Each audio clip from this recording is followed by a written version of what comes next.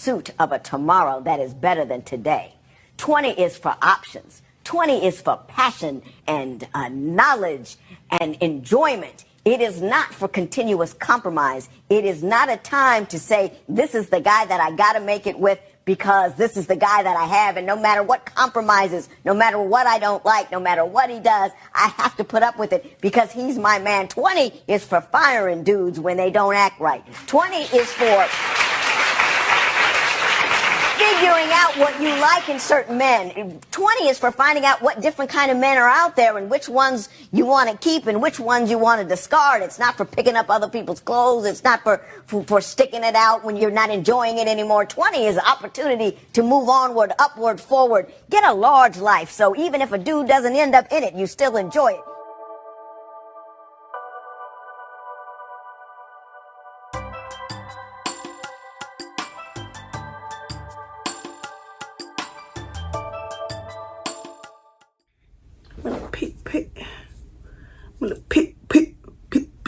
You like to have little curls, you know, coming out a little bit, not that much. Hi guys, and welcome back to my channel.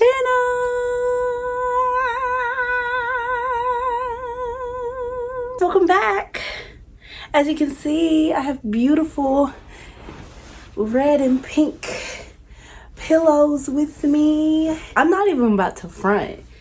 This is my mom's pillow that my nephews gave to her, but I'm gonna flip it around, okay? And we're gonna use it. So I am super, y'all gotta see the decor. I am super excited to film this video. So I don't know if you can kind of hear it. I sound a little nasally, maybe not. I was a little sick, but my sicknesses don't last more than 3 days, okay? More than 3 days, I cannot. As soon as I feel my throat sore, I take out the tea, I take out the Thermoflu, I take out the Alka-Seltzer Plus, I take out all the stops, baby. Ricolas, vitamin C drops all day. And I just filmed a video on this hairstyle. I don't know if it's up yet, I don't know, but if it is, then go watch that too. I'll put it up here, go watch that too if you want to, but I don't know if it's up yet. It might go up after the, I don't know. I'm comfortable. Just get comfortable, okay, honey? Come on, you guys get comfortable too for this video because I don't know how long it's gonna be. I don't care how long it's gonna be, but I'm gonna drop some tea. And I'm not being corny here, but I have some tea. I didn't even know this thing turned colors. Oh no, it didn't. But I have some tea right here. It's Detox Tea. What does it say? Compassion is a state of constant giving of the self for others. What? Compassion is a state of constant giving of the... So I have my little tea here. I was gonna do a glass of wine, but I thought, like, since I'm kind of still recovering, I might as well just have some tea. In this video, obviously, as you read from the title, it's gonna be how to get over a heartbreak. And you know, I want to be a little lighthearted. I don't want it to be all gloom, but yes, I have experienced my very first heartbreak, and it was a couple years back, I believe. It started around my junior year, heading into my junior year of college, so my 3rd year. And honey, it was bad. It was bad. So to start out, I have 2 disclaimers. First one being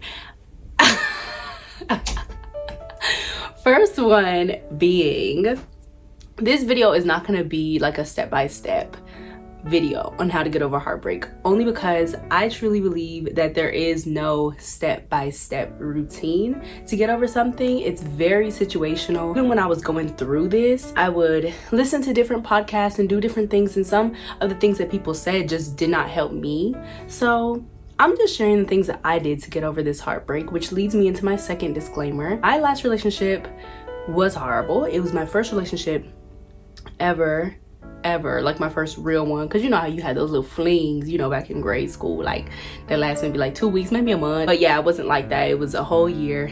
And I wanted to say before I started out that I'm not bashing the guy in any way. I will be talking about certain experiences that I went through, and that's all it will be, is my experiences, my side of it, the things that I went through.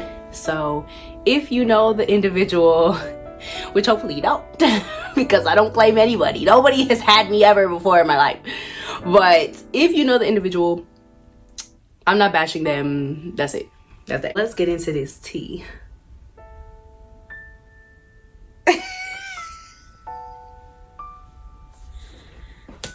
I was 19 when we had first started dating. It was my 3rd year of college. I never really cared about not having a boyfriend. I would have like little flings here and there. I was good with that. But I did want a companion. I wanted just somebody. I mean, you know, just somebody. I knew what I wanted in a boyfriend. So guys that would try to pursue me, they wouldn't be, you know, to my standards to me. So I'll be like, oh no thanks. So that's how it usually went. And I remember being a senior in high school, I was in church one time and I was just thinking like, gosh, man, like I'm about to go to college. Even though I highly advise those young girls or guys, because this video is for girls and guys, I highly advise you guys to go into college, be single with no boyfriend or girlfriend, please.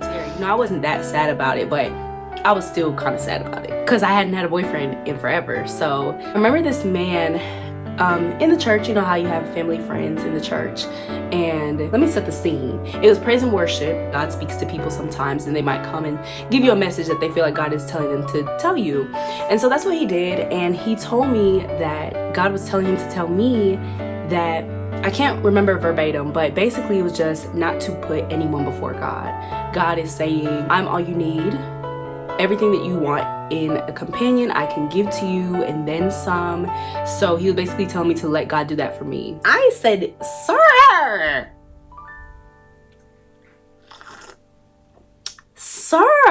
why are you reading me like this? Okay. So after that, I was like, okay, you know, of course I felt good. I was like, oh. And I was like, okay, fine. Right, honey. Now let's fast forward to my junior year. Me and my best friend, it's a girl. Y'all gonna see, because we going on this little trip soon. And I'm gonna do a whole vlog. I love Esther Girl. But anyways, so me and Esther Girl, we went to church. And after church, we took a picture. Very cute. We were very cute. Even though we didn't know how to do our eyebrows, we were very cute. So we took this picture. Should I put the picture? I'm gonna put the picture because we kiki it, like I said. So it was very cute, and this guy messages me. Oh no, he followed me from her page and then commented on one of my pictures, like the little heart eyes or whatever. And from there, blah, blah, blah. That's what happened. We started talking from there. Esther knew of him and was telling me about him. And she be telling me all the time how she regrets saying it. But just telling me how much of a nice guy he was, how he seemed like a nice guy. And so I was like, okay, well, I mean, if my girl, Esther Girl, you know, telling me that he's nice, then maybe he's nice, right? So I gave him a shot. We started talking. It kind of went fast, I'm not gonna lie, but we had a lot in common very quickly. Like, we kind of clicked. So I was like, you know, my heart was melting, and oh, this is so cute.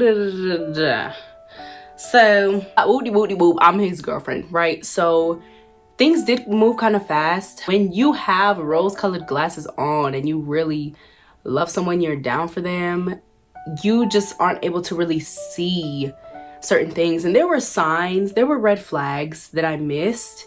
And I could do a separate video on, you know, some red flags that you should look for. But I want this video to be kind of this experience of my heartbreak, because I don't want to talk about this same situation again on my channel. So this is it. This is the video. This relationship turned out to be extremely manipulative, abusive in all forms. A part of me getting over this heartbreak towards the end, when we were really broken up, because we would kind of go off and on sometimes. Towards the end of our relationship, we would kind of break up, get back together.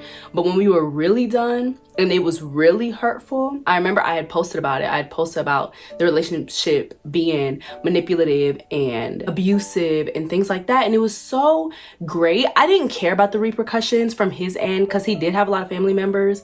They didn't really say anything to me. He actually came to me, was like, why would you do that? Like, why are you trying to run my name through the ground? Like, blah blah blah. And like, one of his friends kind of posted something that was kind of hinting at like lying on other people that you used to be with, or I forgot exactly, but it was obviously because they were super close.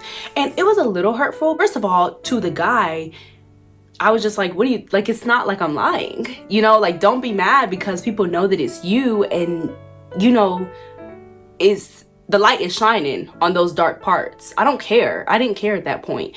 And at the end of the day, I did it because, one, it helped me kind of see the relationship for what it was, and two, there were so many other girls, especially on UNCG's campus, that I related to. So much support I got from girls and guys. I was helping this one girl who was in a really abusive relationship. We were talking to each other all the time. It was just a very insightful moment for me. And I got support from other people. Even though I didn't need that to really validate the situation, I got that from like Esther girl, my family, friends, and just really close friends to me. I got that support, but to get that from strangers and to also help other girls who were going through it, it was different. If you are going through something like that, one, get out of it. I know that's not easy to do, and I will talk about that a little more, but it's not worth it. Tell your story, because at the end of the day, unless it's what's the word, like dangerous to do that, because granted, okay, I didn't get like black and blue eyes, but I had a bruise on my arm, scratches, literally. I'm not even gonna get too deep into it. Me and that person know, and more importantly, God knows. So at the end of the day, like I said, physically, verbally, mentally abusive, manipulative, possessive.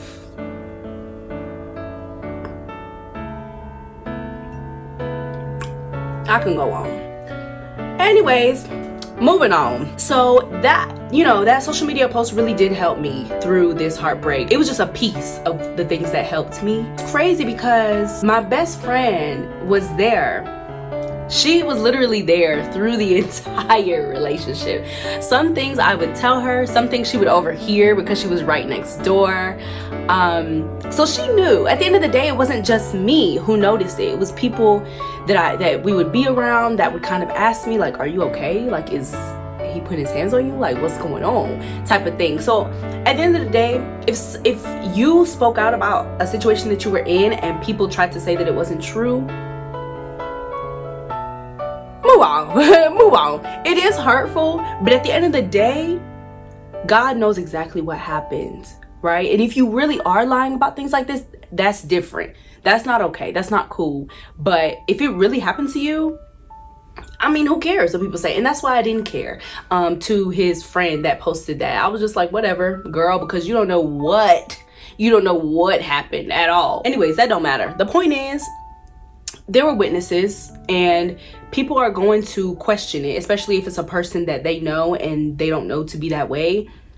The dark comes to light all the time. So during this relationship, I was at a very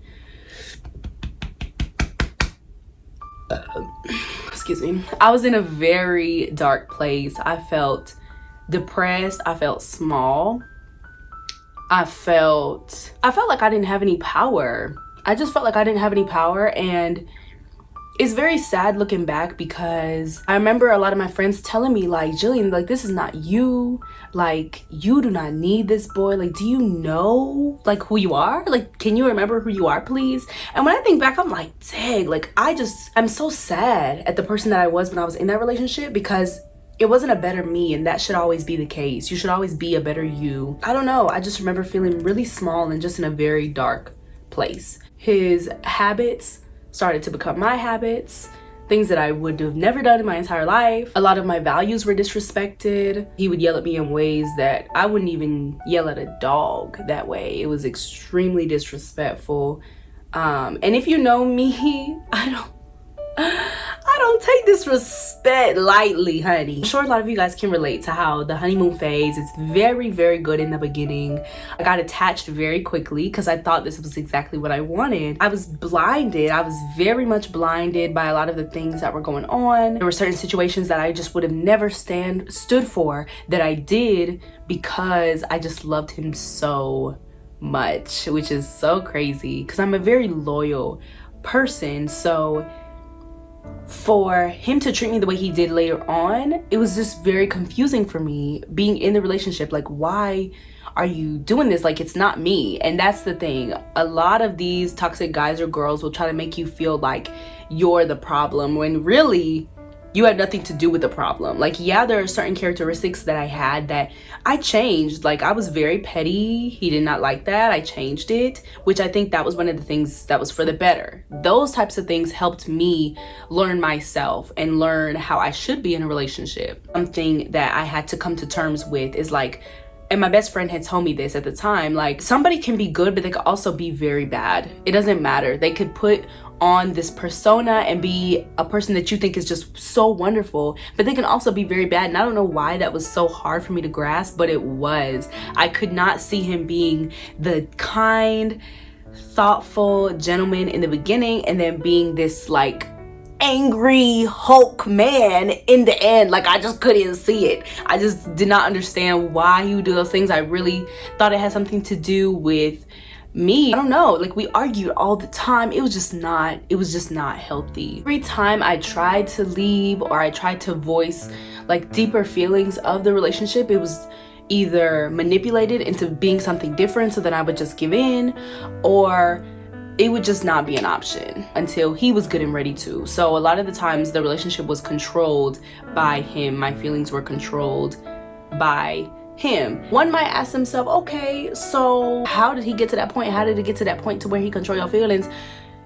If you have witnessed a heartbreak, then you have known those feelings, because nobody's gonna break your heart that you didn't feel like that once had your heart. You see, you feel me? Nobody's gonna be able to break your heart if they didn't once have it. And that was the whole thing. I wanted the relationship to work regardless of all his flaws. I wanted to be with him.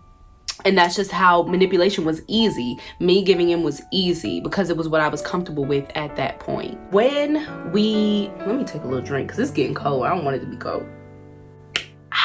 When we did really break up, the way it happened, it was so disrespectful, y'all. It was so disrespectful. I didn't see it coming. So of course I was the one that was heartbroken. But that was it. Because after that, of course, he kept calling. Of course. You know, it always is so crazy because after he saw me getting better, that's when they love to call. But never did I give him another chance for us to be in a relationship again. You know, they like to call when you see you doing good, blah, blah, blah. That's when you block. You know that thing? بلوك على الفيسبوك، بلوك على الواتساب، بلوك تليفونات، بلوك انستجرام، بلوك عفوا بلوك. That's what you gotta do. That's what you got to do. And when you are, do it when you're ready. Like, don't do it when you're just angry, because you're gonna end up unblocking them. I have him blocked on social media now. He can't see me, I can't see him. Everything is blocked, honey. Because for what? Y'all gonna keep going through the same cycle. Why? Because that's a toxic guy or girl. They're just toxic. They just are. And that kind of goes into, a lot of the times people are narcissistic. Me, I'm empathetic.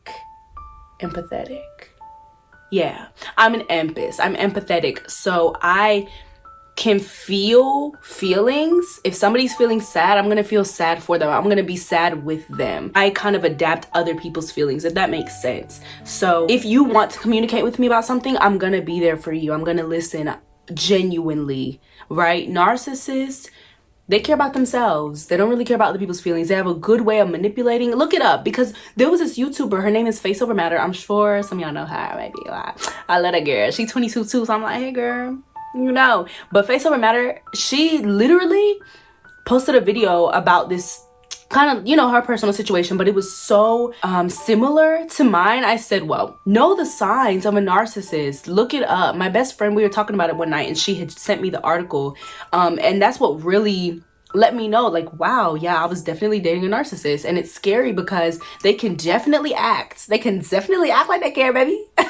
They have a good way of acting. And of course, us empaths are like, we take that very easy. So when you're dating a narcissist, that's just how they can be, and you need to know the flags. When he did just up and say we're breaking up, I just felt very lost, just because I was attached. I felt like I had lost myself. So without him, I really felt like, not like nothing, but just like, oh my gosh, like, just like as if a part of me like left. So it was very, very devastating for me.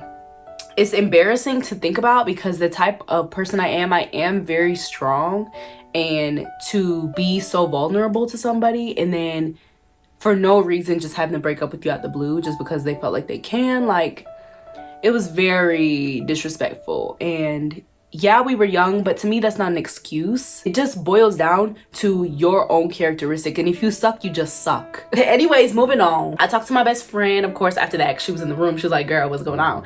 And she talked some sense into me, like, Jillian, stop crying, like, calm down. First of all, calm down, you know. And we talked it through. I love her so much for being there for me, and that's definitely one thing that I would say that helped get over my heartbreak, is having people there that truly, genuinely care for your well-being and are there for you. My older sister, my parents, my other older sister, of course my little sister, she didn't really, yeah, she was there, but maybe cookies sometime, maybe. But yeah, just having people there to listen to you. Maria, my friend Maria, shout out to you, girl. Yathrib, Diana, just having people there that are going to listen and kind of talk some sense into you, that know you.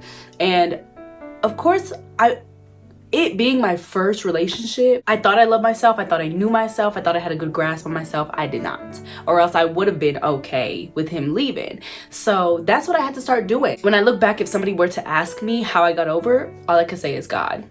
That's all I could say. And that's not even being cliche about anything. It was literally God. Because without him, it's like you think that you're praying to no one because nothing's changing. Slowly but surely, after every prayer in the morning, at night, throughout the day, I felt good.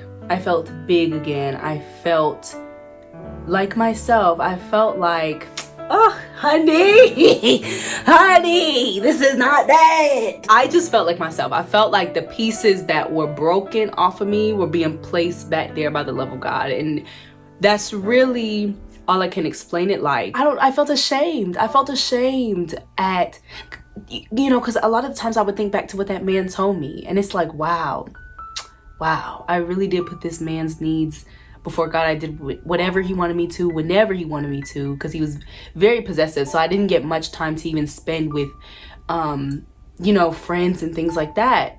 And it's like thinking back to what that man said. Like, granted, you know, me and this boy, he was a Christian too. No, not every Christian is perfect. I'm not perfect either, but I'm not gonna treat somebody like crap, you know, and just continue, oh, la-di-da-di-da, I can't see it, you know, but whatever, to each their own. And I felt like I needed to see myself in that relationship to really grow this relationship with God like I'm doing right now, to really kickstart this YouTube and be in that place where I was sad and trying to figure myself out, trying to figure things out. I needed to be in that place in order for me to just grow and be better. And that's a part of it. You have to grow through it. You cannot skip over your emotions. You can't cry for 2 seconds and then think that you're okay and blah blah blah. Like, you can't do that. Really feel that hurt. It's gonna hurt. It is. There's no way around. You know, you devoted X amount of times to this person, X amount of things, feelings, standards, valuable things to this person, and they just stepped on it, peed on it, stepped on it, then pooped on it, and stepped on it again, and then peed on it again. So you got to get back up from that, and you have to grow from that. So there was a time when I started to feel like I needed closure from the situation. At this point, I had been doing my devotionals daily, journaling to reflect on my day and my feelings, and I would journal specifically for that heartbreak, so how I felt towards that, because of course it was on my mind a lot. So instead of me thinking about it all day, I would just write it down. Like, today I feel really bad, like I've been thinking about it a lot, and when I look back in that journal, oh my gosh, hurt. You could just see the growth, because then I started to write I would not write no dear journal. I'd be like, today I felt better. I did not think about so and so, blah blah blah blah blah blah. So, you know, doing that periodically, and then also praying for not just my situation, but just praying for people that I love. You know, just praying my regular prayers. Morning, as soon as I get up, not even going to social media, as soon as I get up, doing that, going to sleep, doing that, just really focusing my life around God, honey, that is the key. That is the key. But anyways, another thing that I did was talk to 2 of his cousins. I don't know why I did that. I don't know why I did that. They were really helpful though. I do thank them for that, because they didn't have to do that. Let me not even do myself like that, because one of his cousins, I was on the dance team with her, but I just couldn't do it because I had met her through him. So, you know, it would just remind me of it, and I couldn't even do the dance team because of that, because I was so distraught. So I just wanted to talk to her about it, I guess. I don't know. I still didn't do the dance team. I wish I did, but I didn't. And then his other cousin that I talked to, she was just super, super nice, and she kind of poured into me. Had nothing to do with him. It was more so about God. So I appreciate them taking their time out to do that. So that was that. Another thing that really did help, because when I was talking to my mom about closure, let me take a little sip.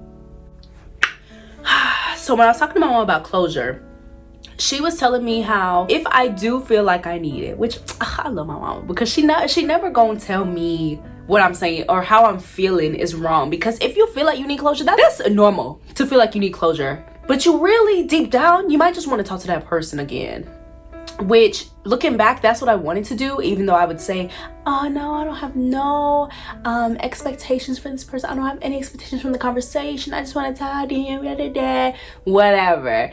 So my mom was like, instead, you could write a letter stating how you feel and what you would say to him if you guys were to meet, and whether you choose to send it or not is up to you, but as long as you have it written down, all your feelings, everything, honey. And then she told me to, of course, pray about it, blah blah blah, as I'm writing it. So I did. I sure did write that letter. It was definitely a page. I think it was a page. I wasn't bashing him. I was more so letting him know, like, hey, I'm good. And I kind of forgot what I said in it, but I know it had to do with God and basically picking back up the pieces and blah blah blah. But it wasn't petty at all. All of this was very selfless, because I was at a very vulnerable state. I was just hurting, I was just hurting. I did not feel any resentment. It wasn't until I would share my stories with like my close ones, like not really my family because they would have his head, but just like my really close friends, they would just be like, Jillian, wow, like I would have left after X, Y, Z. Putting those kinds of things into perspective was what really made me feel like, wow, like that was just no bueno, mi amor. Writing that letter really helped. I got baptized, as you guys can see on my page, and I just felt like I needed to do that. I felt like at the mindset I was at, I just needed to cleanse myself from everything. When I tell you, that was such an emotional time for me, because just like I said in the video, I kind of touched on the relationship, I think, but it was very emotional, because literally I didn't feel any guilt or shame from that relationship anymore. Like the values that were disrespected, things that I wanted for my life that didn't necessarily happen the way that I wanted it to, I didn't feel shame about, I didn't feel guilt about anymore. It was just lifted off of my shoulders, and I just know through all the devotionals and through talking with God, I just know that regardless, he still loves me. He's not mad at me. And it's the same for you guys out there that are watching this. Oh, God is so good. I'm about to cry. So let me jump. Just do your devotionals, okay? Just pray fervently, go to church, actually get out there, I got more involved in my church. I just shifted my focus from that to things that actually matter. Let me act that out. Hello? Hey. Hey, what you doing? Sir, what am I doing?